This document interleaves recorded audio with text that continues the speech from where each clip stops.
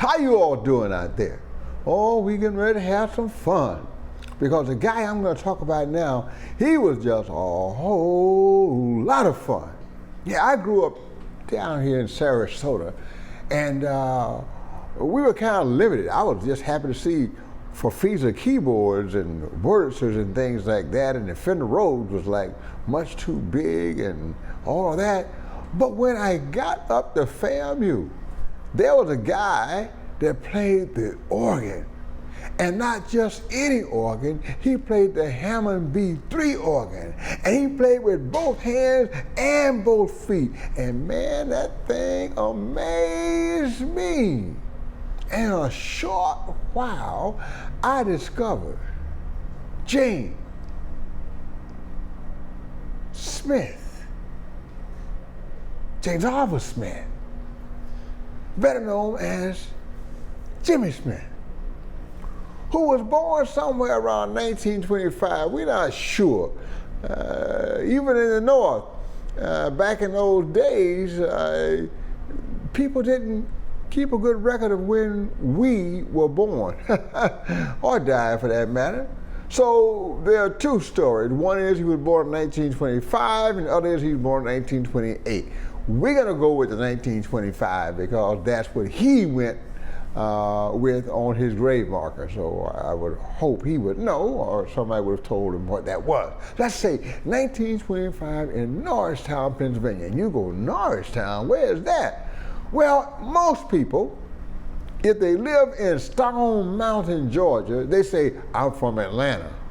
Well, most people, if you live in Norristown, you say that you're from Philly, because Norristown is only 6 miles from the Philadelphia city limit.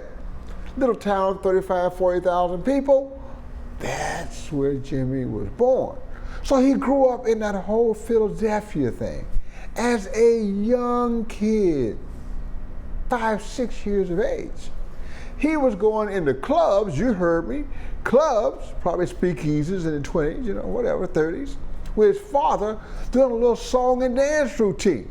You know, Big Jim and Little Jim, or Jim and Jimmy. I don't know how they call that thing, but they were doing it.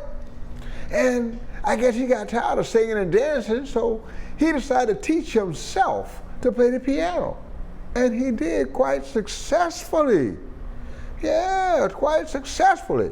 By age of 9, he had won a talent show in Philadelphia and was called the Boogie Woogie Piano Boy. Oh, he could play him some boogie woogie on that piano. And he was off to the races. Now he kept on playing this little piano and picking up information from this cat and this cat, because he had a lot of musicians around Philly. And the thing about these Philly musicians is they all hung out together, they all practiced together, they all helped each other. So he may not have had a lot of formal instruction, but he had a whole lot of informal instruction that may have been even better, because there's nothing for jazz better than the conservatory of the street, baby, or the conservatory of the bandstand. And that's where young Jimmy is learning. Like most guys, he went into the service. For him, the Navy, which was probably safer than the Army. He went to the Navy. He did his time, came out with a couple of little bills, I guess, to further his education. And his next stop was the Royal Hamilton School of Music. That's up in Hamilton, Ontario. For those folks that don't travel a whole lot, just north of Buffalo, New York, on the Queen Anne Expressway. The first major town you're gonna get to on your way to Toronto is Hamilton. And that is where Jimmy studied there for a year. And at some point, he felt a need to come back home, and he did, and continued his studies at music schools and conservatories around Philadelphia. He's playing in clubs and stuff like that, and he's playing that piano, you know, 51, 52, 53, 54. He kind of discovers Wild Bill Davis. And he went, woo, that kind of like that. And there weren't a lot of organ players at that time. I mean, yeah, Count Basie had played a little organ, you know, and a couple other cats early on had played a little organ, but the organ was more of a novelty thing. You know, Wild Bill, he took it serious. And Jimmy says, you know what? I like that. So what did he do? He rented a warehouse. The organ is large and it's loud. And he bought himself an organ. And he moved into the warehouse. And all he did was practice. And about a year and a half, just under 2 years later, he emerged and started playing local clubs around Philadelphia. R&B bands, blues bands, and jazz bands. One night he's playing in this Philadelphia jazz club. And sitting in the audience is Mr. Alfred Lyon from Blue Note Records. And he goes, ooh, now that is something new. That is something incredible. I need to sign that guy to a contract, and this is the beginning of the incredible Jimmy Smith story. Now, he wasn't just a bad cat with all that technique in that right hand. You see, he had that. He had a particular way of handling the stops on the organ and drawbars and stuff to get the maximum out of that percussive sound that Hammond could get with a Leslie speaker attached to it. Oh, he had that going. And he had this particular way of playing up-tempo tunes where he would play all his fancy stuff with that right hand and made a bass line with his left hand. And when he wanted to accent a note, he would use his foot to accent a bass note on the pedal, which gave it kind of a string bass kind of sound. Yeah. He used a combination of left hand technique and the foot. On a ballad, a slow tune, he used both hands to make chords and harmony and melody and intertwining melodies, and the bass was played with both feet because it was a slower tempo, a little bit easier to manage. That was his secret, that was his style, that was his technique. And he was prolific as a composer, as a player, as a performer. He recorded over 40 albums for Albert Lyon in less than 8 years at Blue Note. 40 albums in less than 8 years. The Champ, the first. And then many others. The Sermon. All of his titles were directly related to black culture, bluesy culture, bar club culture, back at the chicken shack. Oh yeah, got my mojo working. Those are the kind of titles he liked. Did I mention the Sermon? Yeah, he liked that kind of stuff. He is now on his way to becoming one of the most popular musicians ever in jazz. His albums were always on Billboard's top whatever, because everyone loved Jimmy Smith. And no one could do what he did like he did it. And he had such a unique touch, a unique sound and approach to it that you could hear anybody play, and when Jimmy's record played, everyone knew that's Jimmy Smith. Now, were there some other guys out there playing organ? Sure. I remember Bill Doggett had his little honky-tonk back there in the late 60s and 70s and all that. But, you know, Wild Bill Davidson was still out there. And Richard Groove Holmes and Brother Jack McDuff, and we can go on and on about the organ players, but the man that made all that happen, the man who went, organ is cool, was Jimmy Smith. And he most certainly had the biggest career although he did have all of these new competitors trying to take his crown. Oh yeah. After a few years, he decided to change label, and he did somewhere around 1962, and started recording with big band, because up to that point, he recorded with a trio. His favorite way of recording was always organ, guitar, and a drummer. Gotta have that beat, baby. But guitar, organ, drummer. Someone asked the question, well, where's the bass player? His feet. And sometimes that left hand with a foot thrown in every now and then when he was really moving fast. But that's how he did it. In '62, when he switched, I think, to Verve, they started putting him with big bands and arrangers. First, Oliver Nelson showed up to do some work with him. And then later, Halo Sheffrin, who had a great career in Hollywood, writing for just about every major movie you have ever heard of. If you love the music, it's probably Halo Sheffrin. And he came in and arranged at least 2 or 3 albums, big band orchestral settings, featuring Jimmy Smith. The Cat was most certainly one of those. Those pairings that Jimmy Smith did with Wes Montgomery, I think he did 2 or 3 of those. Those were done with my man, Lalo. Jimmy liked everybody, everybody liked him. So he recorded with different cats on guitar. George Benson recorded an album called The Boss, because, you know, George was like that. But then there's so many others. Barney Kessel, you know, and just so many great guitar players who played with him. And I'm actually forgetting one of my favorites right now, but there's so much that Jimmy did. His career kind of took a nosedive like all jazz did in the 60s. Rock and roll, big pop festivals, you know, Atlanta Pop Festival, Monterey, you know, Woodstock, all that. Jazz didn't do so well.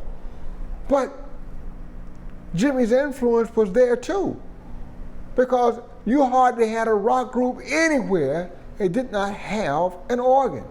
Medeski, Emerson, Lake and Palmer, Keith Emerson, and so many others. Billy Preston, who played piano but also played organ when he was working with the Rolling Stones. You know, this is what was going on.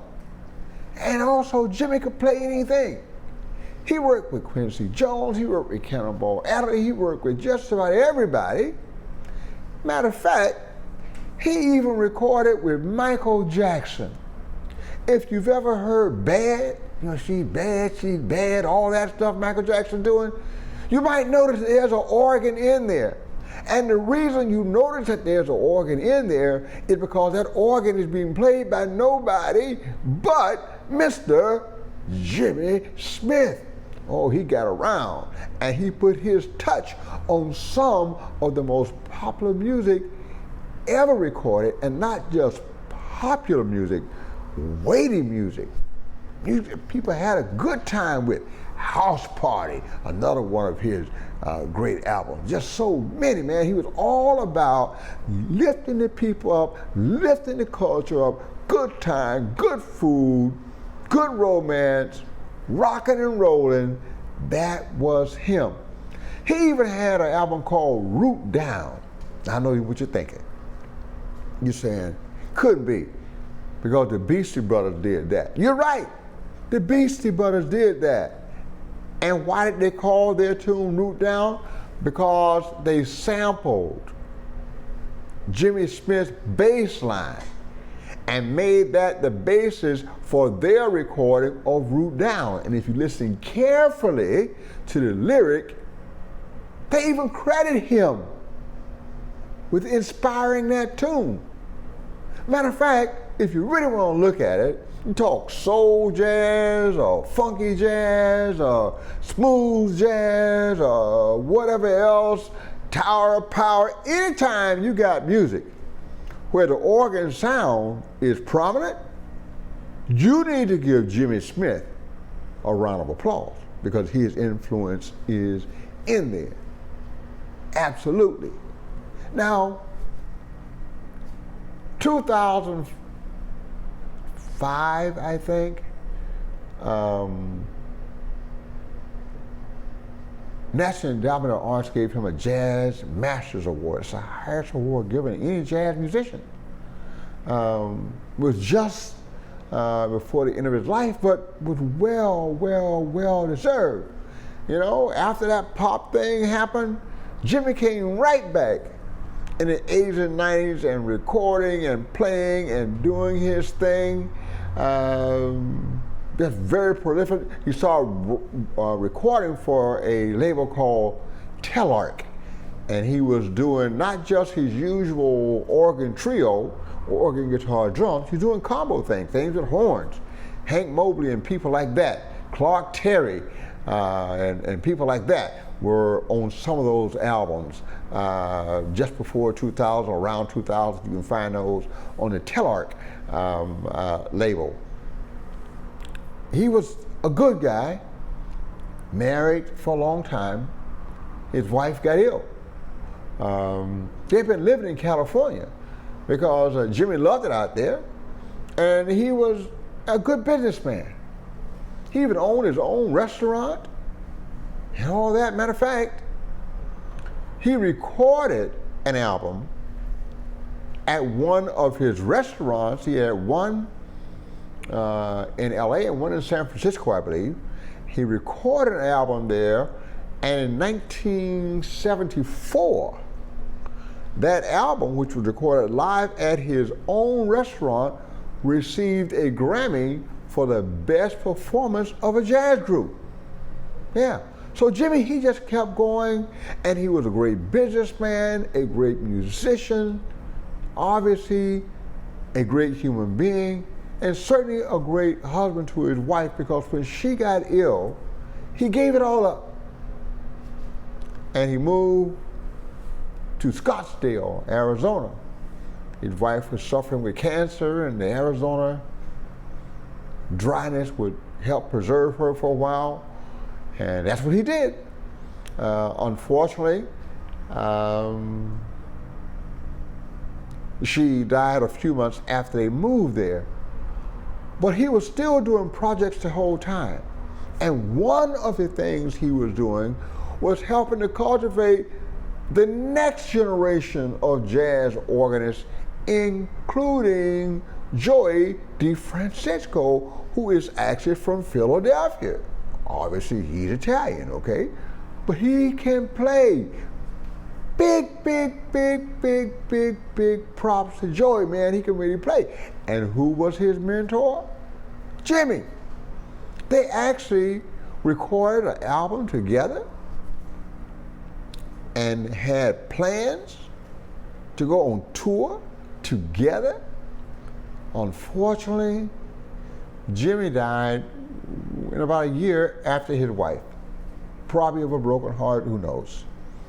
But that album was released slightly after he died, and it was another bestseller, Billboard charts, Grammy nomination, you name it.